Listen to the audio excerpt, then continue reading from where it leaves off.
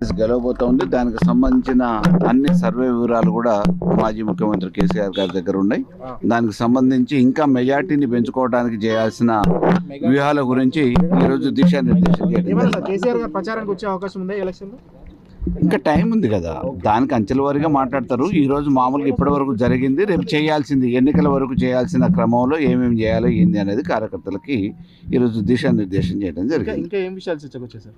వ్యూహాత్మకంగా ప్రతి ఓటర్ని కలవాలి. ఈరోజు కాంగ్రెస్ వైఫల్యాన్ని చెప్పాల్సిన బాధ్యత ఉంది. మంచిగున్న తెలంగాణని మన చేతులారా ఆగం చేసుకున్నాం కాబట్టి ఈరోజు కాపాడుకోవాల్సిన బాధ్యత ఉంది. ఇది రాష్ట్రానికి రేపు ఒక పునాది కావాలి, దిక్సూచి కావాలి.